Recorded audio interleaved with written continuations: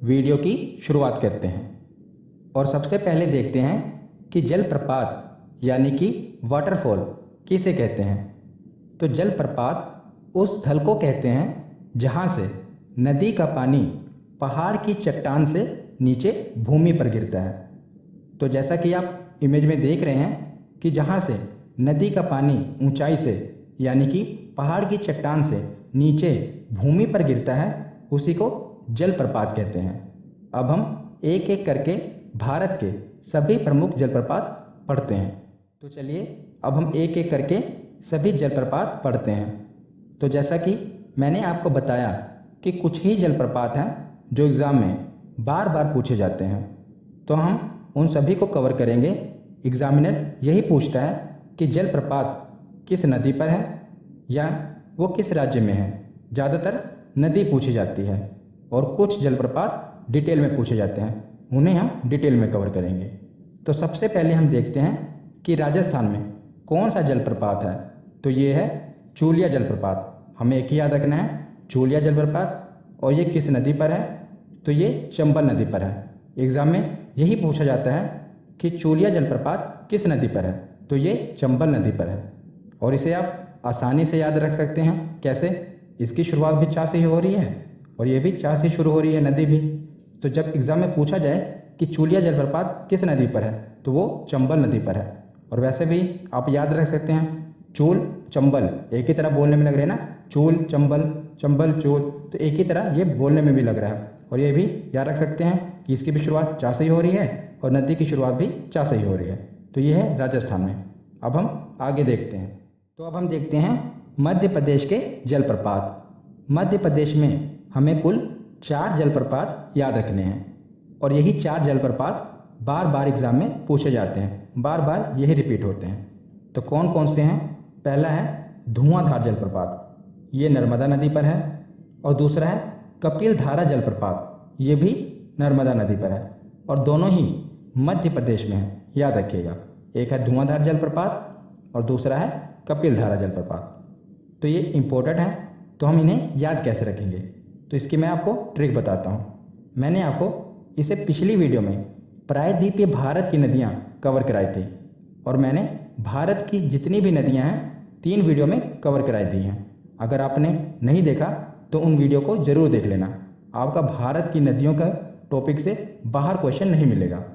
तो मैंने आपको बताया था कि जो नर्मदा नदी है इसे मध्य प्रदेश की जीवन धारा कहा जाता है।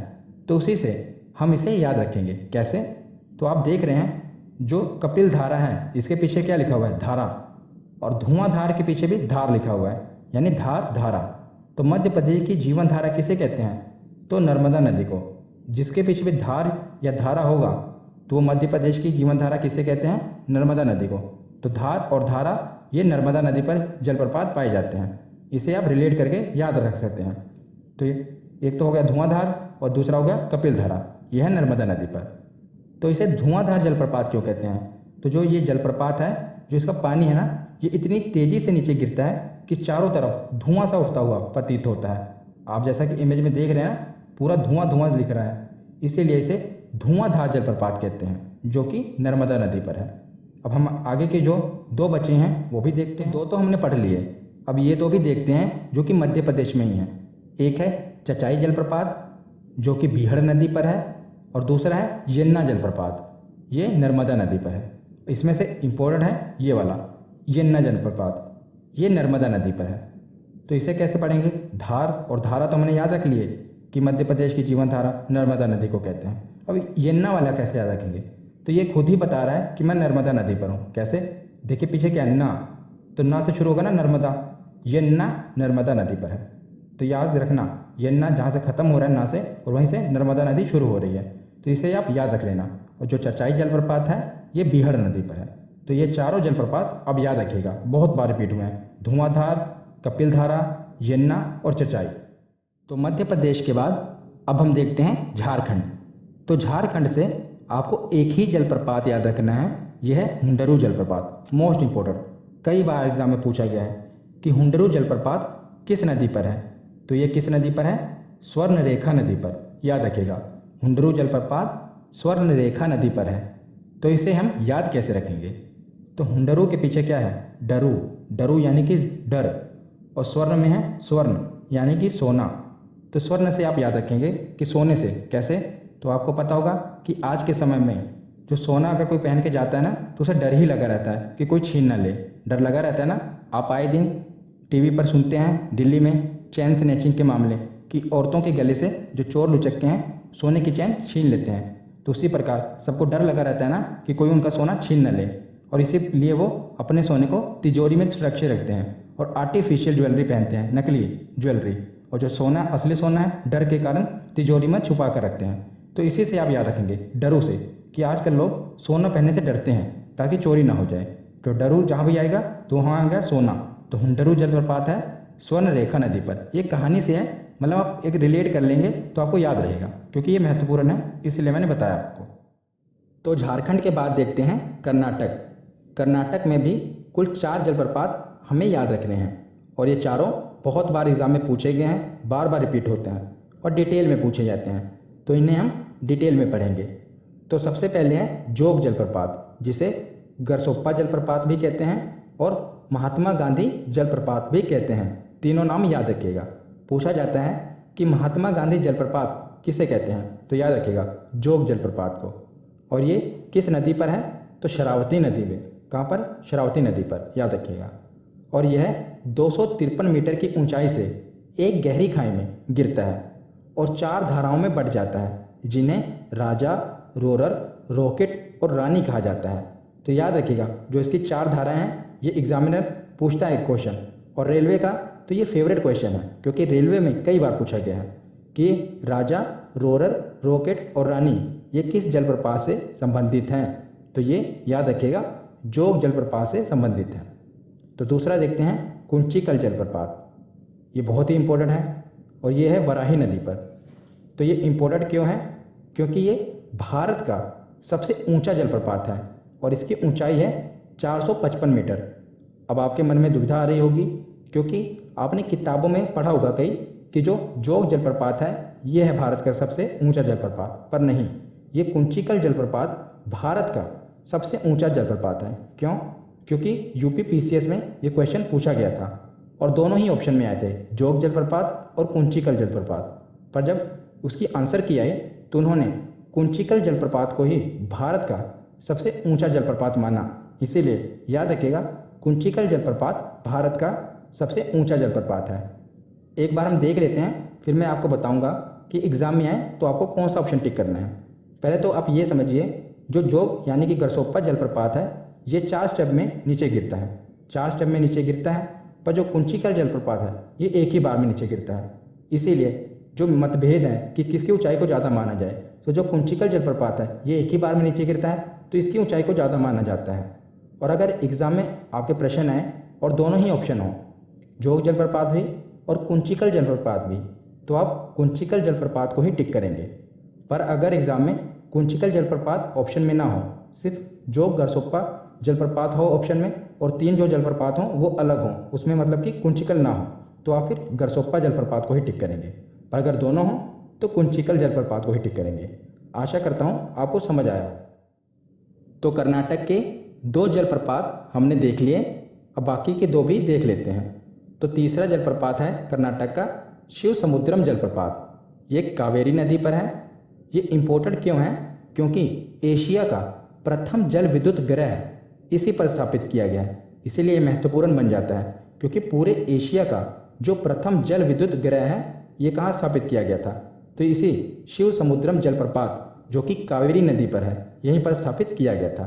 तो ये एग्जाम में बहुत बार पूछा जाता है कि शिव समुद्रम जलप्रपात किस नदी पर है। अभी आप प्रीवियस ईयर क्वेश्चन देखेंगे, कई बार पूछा गया है कि किस नदी पर है, तो कावेरी नदी पर है। तो इसे हम याद कैसे रखेंगे? तो आपको पता है कि भगवान शिव भोलेनाथ ने अपनी जटाओं में किसे धारण किया हुआ है? तो गंगा को। पर यहाँ पर तो कावेरी नदी है, आप देख रहे होंगे, तो इसे हम याद कैसे करेंगे? देखिए, मैंने आपको पिछली वीडियो में बताया था कि दक्षिण भारत की गंगा किसे कहते हैं, बताइए। तो दक्षिण भारत की गंगा कहते हैं कावेरी नदी को। तो उसी प्रकार शिव जी ने किसे धारण किया हुआ अपनी जटाओं में? तो गंगा को। तो दक्षिण भारत की गंगा कौन सी है? तो कावेरी नदी। तो इसी से आप रिलेट करके इसे याद रख सकते हैं, जिससे आपको याद रहेगा कि शिव समुद्रम जलप्रपात किस नदी पर है? कावेरी नदी पर। उसके बाद दूसरा जलप्रपात है गोकाक जलप्रपात। तो गोकाक जलप्रपात ये किस नदी पर है? तो ये घाट प्रभा नदी पर, याद रखिएगा, घाट प्रभा नदी। और गोकाक जलप्रपात कर्नाटक के बेलगांव जिले में है। ये मैंने आपको क्यों बताया? क्योंकि पहले तो आपको बता ही दिया कि कर्नाटक में है, पर एग्जामिनर यही क्वेश्चन पूछता है कि गोकाक जलप्रपात किस जिले में है? तो ये कर्नाटक के बेलगांव जिले में है, इम्पोर्टेंट है। तो ये याद कैसे रखेंगे? जैसे कि देखिए, ये है गोकाक, गोकाक है ना, इसके आगे लिखा है गो यानी कि गौ, गौ माता। और ये है बेलगांव, तो बेल को आप पढ़ेंगे बैल, तो जहाँ पर गाय होती है, गौ होती है, वहीं पर तो बैल होता है। तो इसी से आप रिलेट कर लेना कि गौ यानी कि गाय जहाँ पर होगी वहीं पर बेल यानी कि बैल होगा। तो गोकाक जलप्रपात किस जिले में है? कर्नाटक के बेलगांव। तो अब हम आगे देखते हैं दूध सागर जलप्रपात। ये कहाँ पर है?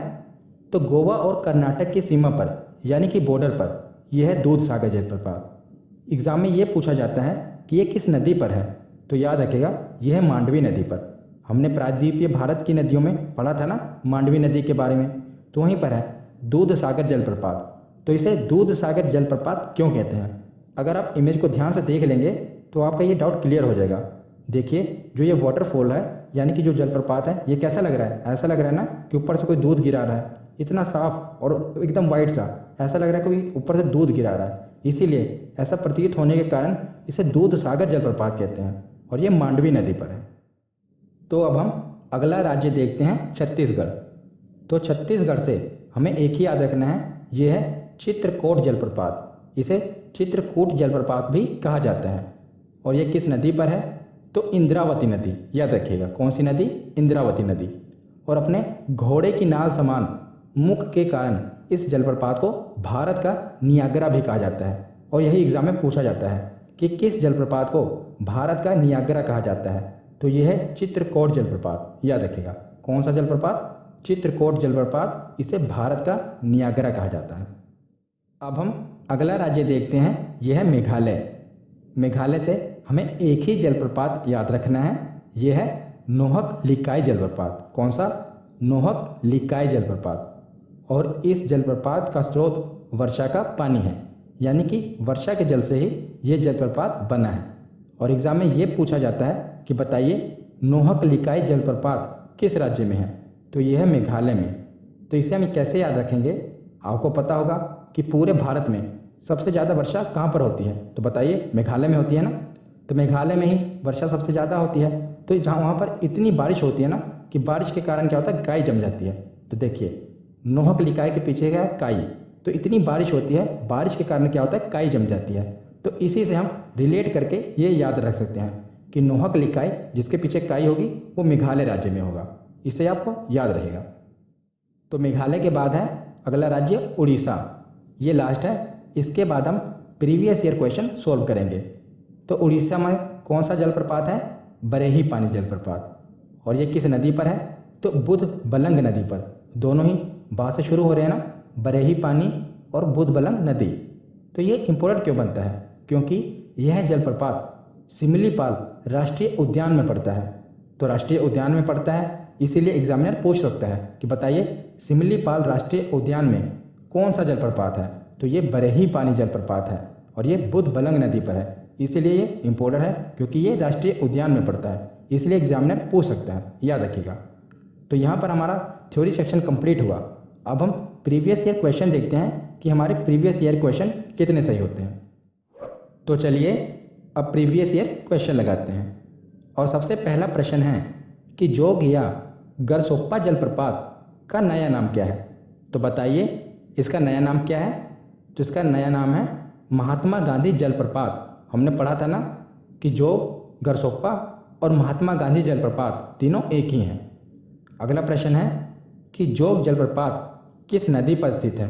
तो बताइए किस नदी पर स्थित है? तो ये है शरावती नदी पर। हमने पीछे पढ़ा था कि ये शरावती नदी पर है। अगला प्रश्न है कि धुआंधार जलप्रपात किस नदी पर स्थित है? तो बताइए मध्य प्रदेश की जीवनधारा किसे कहा जाता है? हमने इस ट्रिक से पढ़ा था ना, तो इसके पीछे धार, तो ये नर्मदा नदी पर है, हमने पढ़ा था। अगला प्रश्न है कि कपिल धारा जलप्रपात किस नदी पर स्थित है? तो इसके पीछे भी धारा है, तो इसका सही जवाब कौन सा होगा? तो नर्मदा इसका सही जवाब होगा। अगला प्रश्न है कि शिव समुद्रम जलप्रपात किस नदी पर स्थित है? तो शिव जी ने अपनी जटाओं में गंगा को धारण किया था और दक्षिण भारत की गंगा कौन सी है? तो यह है कावेरी नदी। शिव समुद्रम जलप्रपात कावेरी नदी पर है। अगला प्रश्न देखते हैं, हुंडरू जलप्रपात निर्मित है, तो बताइए हुंडरू जलप्रपात कहाँ पर है? आजकल लोग डर रहे हैं ना, डरू के पीछे डर लगा हुआ है, तो डर रहे हैं किस चीज़ से? सोना पहनने से। तो स्वर्ण रेखा नदी पर, इसे हम याद कर सकते हैं कि स्वर्ण रेखा नदी पर है हुंडरू जलप्रपात। अगला प्रश्न है कि भारत में किस जलप्रपात को लोकप्रिय रूप से नियाग्रा जलप्रपात के तौर पे जाना जाता है? तो भारत का नियाग्रा किस जलप्रपात को कहते हैं? तो हमने आप पढ़ा था चित्रकोट जलप्रपात को भारत का नियाग्रा जलप्रपात कहते हैं। अगला प्रश्न देखते हैं कि गोकक जलप्रपात किस जिले में स्थित है? तो बताइए, हमने ट्रिक से पढ़ा था ना, तो यह है गो यानी कि गाय, तो इसका होगा बेल यानी कि बैल, तो बेलगांव में है। तो गोकक जलप्रपात बेलगांव में है। अगला प्रश्न देखते हैं कि राजा, रानी, रोरर और रॉकेट डैश से संबंधित है। रेलवे में पूछा गया था, तो ये किससे संबंधित है? हमने पढ़ा था कि जोग जलप्रपात से ये संबंधित है। राजा, रानी, रोरर और रॉकेट, ये 4 धाराएं हैं जिनसे बनकर जोग जलप्रपात बना है, मतलब इन्हीं से, तो याद रखिएगा। अगला प्रश्न देखते हैं कि भारत का सबसे ऊंचा जलप्रपात कौन सा है? तो बताइए कौन सा है? तो ये है कुंचिकल जलप्रपात। मैंने आपको बताया था ना कि यूपी पीसीएस में ये प्रश्न पूछा गया था और आंसर की में कुंचिकल जलप्रपात को ही उन्होंने माना था सबसे ऊंचा जलप्रपात भारत का। तो याद रखिएगा कौन सा है? कुंचिकल जलप्रपात। मान लीजिए यहाँ पर कुंचिकल ना होता तो हम किसे टिक करते? तो हम जोग जलप्रपात को टिक करते। अगला प्रश्न है कि दूध सागर जलप्रपात किस नदी पर है? तो ये किस नदी पर है? दूध जैसा दिख रहा था ना, यह मांडवी नदी पर हमने पढ़ा था, जो कि गोवा और कर्नाटक के बॉर्डर पर है। ये मांडवी नदी पर है दूध सागर जलप्रपात। आज का लास्ट प्रश्न है कि येन्ना जलप्रपात किस नदी पर है? तो ये कौन सी नदी पर है? हमने पढ़ा था कि इसके पीछे ना से शुरू होगा नर्मदा नदी, तो नर्मदा नदी पर है येन्ना जलप्रपात।